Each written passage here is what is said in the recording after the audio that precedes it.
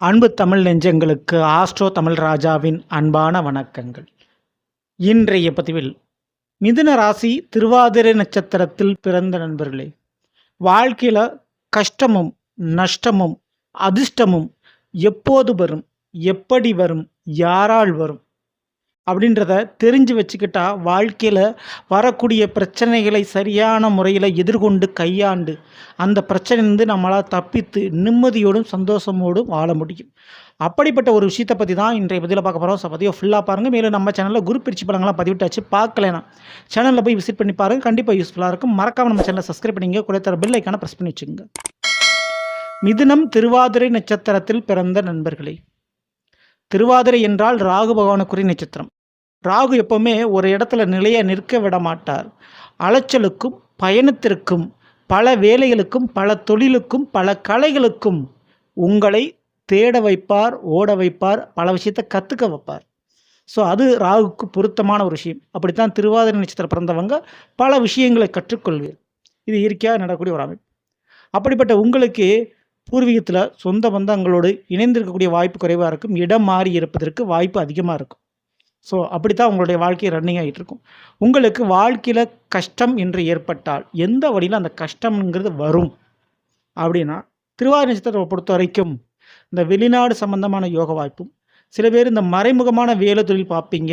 Insurance பணம், இந்த PF பணம், ஏற்கனவே கம்பெனியில் பணத்தை பிடிச்சு வச்சுக்கிறது, சில பொருட்கள் காணாமல் போகிறது, திருடு போகிறது போன்ற நிலைப்பாடுகள் திருவாதிரை பிறந்த பெண்களுக்கு கணவர் வழியில் சில கஷ்டங்களையும் சந்திக்க நேரிடும். இதில் மறைமுகமான வேலை தொழிலால் பெரிய பெரிய கஷ்டத்தை நீங்கள் அனுபவிக்க வேண்டிய சூழ்நிலை உருவாகும். இதுக்கு வாய்ப்பு உண்டு. இதுவே நஷ்டம் என்று ஏற்பட்டால் கண்டிப்பாக இந்த வீடு சொத்து பிரிவு பாகப்பிரிவினை அடிக்கடி வீட்டை மாற்றுறது, இந்த மாதிரி விஷயத்தில் நஷ்டம் ஏற்பட வாய்ப்புண்டு. நிலத்தை விற்றால் அதில் நஷ்டம் ஏற்பட வாய்ப்புண்டு. அதே போல் காதல் சமாச்சாரத்தில் எதிர்பாராத நஷ்டங்கள் ஏற்படும். டூ வீலர் வண்டி வாகனத்தில் நஷ்டங்கள் ஏற்பட வாய்ப்புண்டு. ஜவுளித்துறை, கலைத்துறை மற்றும் அழகு சம்பந்தப்பட்ட தொழில்துறைகள், இந்த துறைகள் எல்லாமே உங்களுக்கு நஷ்டத்தை ஏற்படுத்துறதுக்கு வாய்ப்பு உண்டு.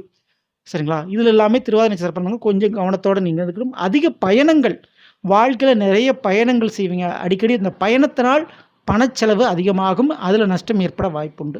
இதுவே அதிர்ஷ்டம் என்று எடுத்துக்கொண்டால் உங்களுக்கு எந்த வழியில் ஒரு அதிர்ஷ்டம் கிடைக்கும் அப்படின்னா, வேலை. கண்டிப்பாக திருவாதிரை நட்சத்திரம் பிறந்தவங்களுக்கு அரசியல் சம்பந்தப்பட்ட வேலை, அரசாங்க சம்பந்தப்பட்ட தொடர்புடைய வேலை வாய்ப்புகள் அமையும். அதுக்கு வாய்ப்புண்டு. அதே போல் வெளிநாட்டு வேலை அமைகிறதுக்கு வாய்ப்பு நிறையவே இருக்குது. மேலும் உங்களுடைய கூட பிறந்த சகோதர சகோதரிகளால் உங்களுக்கு அதிர்ஷ்டமும் லாபமும் கிடைக்க வாய்ப்புகள் உண்டு. சரிங்களா? மேற்கொண்டு ஹோட்டல் சம்பந்தமான பிஸ்னஸ்ஸு, நெருப்பு சம்பந்தப்பட்ட தொழில் மற்றும் ரியல் எஸ்டேட் சம்பந்தமான வியாபாரங்கள், கட்டுமான சம்பந்தமான தொழில்துறைகள், எலக்ட்ரானிக்கல் சம்பந்தமான தொழில்துறைகள், இவை அனைத்தும் உங்களுக்கு எதிர்பாராத விதத்தில் அதிர்ஷ்டத்தையும் லாபத்தையும் உங்களுக்கு கொடுக்கும். மேலும் இந்த திருவாதிரை நட்சத்திரத்தில் பிறந்தவங்களுக்கு கல்வி, நீங்கள் கற்றுக்கொள்ளக்கூடிய கல்வியும் கலையும் உங்களுக்கு எதிர்பாராத அதிர்ஷ்ட வாய்ப்புகளையும் கௌரவத்தையும் பெயர் போலையும் பெற்றுத்தரும். சரிங்களா? இந்த வழியில் உங்களுக்கு அதிர்ஷ்டம் கிடைக்கும். மிக முக்கியமான முறையில் வாழ்க்கை துணை அப்படின்ற ஒரு விஷயம் சரியாக அமைந்து விட்டால் பேரதிர்ஷ்டம் தான் உங்களுக்கு. வாழ்க்கை துணையின் மூலமாக வருமானமும் வரவும் உங்களுக்கு ஏற்பட வாய்ப்புண்டு. சரிங்களா? ஸோ இதை தாராளமாக பயன்படுத்திங்க. மேலும் இந்த திருவாதிரை நட்சத்திரம் பிறந்தவங்க வாழ்க்கையில் ரொம்ப கஷ்டமும் நஷ்டமும் ஏற்படாமல் இருப்பதற்கு எப்பவுமே நீங்கள் பண்ண வேண்டியது பெருமாளுடைய வழிபாடு. கண்டிப்பாக பெருமாளுக்கு இனிப்பு பதார்த்தங்கள், அதாவது கல்கண்டு பொங்கல், இந்த மாதிரி இனிப்பு பதார்த்தங்களை நெய்வேத்தியமாக வைத்து வணங்கி விட்டு வர உங்களுக்கு ரொம்ப நல்லது நடக்கும். கஷ்ட நஷ்டம் விரயம் மாறும். சரிங்களா? இந்த ஒரு வழிபாடாக நீங்கள் பண்ணிங்க. இந்த மாதிரி பிடிச்சது லைக் பண்ணுங்கள், மறக்காம ஷேர் பண்ணுங்கள். மறக்காமல் நம்ம சேனலை சப்ஸ்கிரைப் பண்ணி வச்சுங்க. அடுத்து சந்திப்போம். நன்றி, வணக்கம். அன்பு தமிழ் நெஞ்சங்களுக்கு ஆஸ்ட்ரோ தமிழ் ராஜாவின் அன்பான வணக்கம்.